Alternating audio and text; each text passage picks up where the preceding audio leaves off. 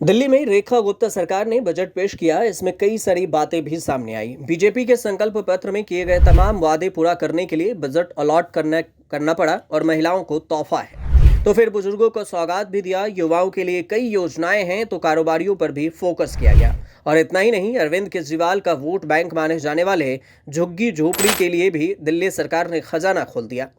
इसका मकसद दिल्ली का डेवलपमेंट करना तो है ही, 50% वोटों वाला जुगाड़ भी है। अगर ये योजना जमीन पर उतर गई तो फिर लोगों को लाभ पहुंचा और फिर अरविंद केजरीवाल के पैरों के तले सियासी जमीन भी खिसक सकती है।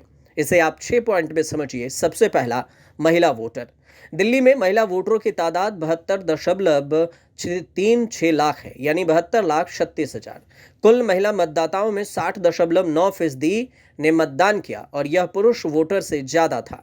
माना जाता है कि महिला समृद्धि योजना के नाम पर महिलाओं ने बीजेपी को जमकर वोट किया और अब रेखा गुप्ता सरकार ने उनसे किया सारा वादा पूरा कर दिया।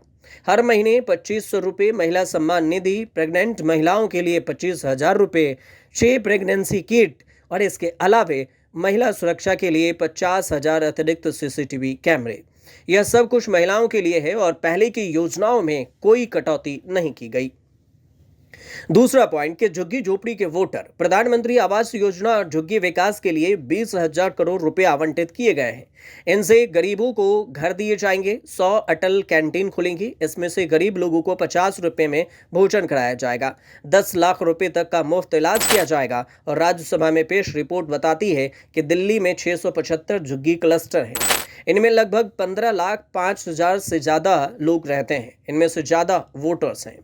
तीसरा पॉइंट कि बुजुर्ग दिव्यांग। सरकार ने सामाजिक पेंशन योजना में इजाफा किया। मौजूदा समय में इस योजना में 9,50,000 लाभार्थी हैं। इनमें से 4,02,000 सीनियर सिटीजन, 4,18,000 विधवा और संकटग्रस्त महिलाएं, 1,30,000 दिव्यांगजन शामिल हैं। सरकार ने इस योजना के लिए 3,227 करोड़ का प्रावधान किया।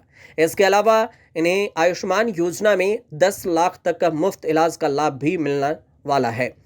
चौथे पॉइंट के SC/ST वोटरों को संदेश देना भी है। सामाजिक कल्याण एवं महिला बाल विकास और अनुसूचित जाति जनजाति पिछड़ा वर्ग कल्याण विभाग के लिए 10,047 करोड़ रुपए का बजट प्रस्तावित किया गया है। और पांचवी बात कि पूर्वांचलियों पर भी फोकस किया गया है। मैथिली और भोजपुरी अकादमी का बजट डबल किया गया। मैथिली और भोजपुरी भाषाओं, साहित्य और संस्कृति के प्रचार प्रसार के लिए यह अकादमी बनी है। सरकार बेघर लोगों के पुनर्वास के लिए पुनर्वास योजना शुरू करेगी। इसमें बड़ी संख्या में पूर्वांचल के लोगों को फायदा होगा। अटल कैंटीन का लाभ हो या महिला सम्मान या फिर गर्भवती महिलाओं को 21,000 देने का फैसला, सबका फायदा पूर्वांचलियों को भी मिलेगा। और छठा और अंतिम बात ये कि एक और बड़ा वर्ग है व्यापारी। इसके लिए कई योजनाओं का ऐलान किया गया है। व्यापार कल्याण बोर्ड का गठन, नई औद्योगिक और वेयर हाउसिंग नीति, सिंगल विंडो सिस्टम, वैश्विक निवेश शिखर सम्मेलन, औद्योगिक क्षेत्रों का पुनर्विकास जैसे ऐलान किए गए हैं। दिल्ली में 20 लाख से ज्यादा व्यापारी हैं।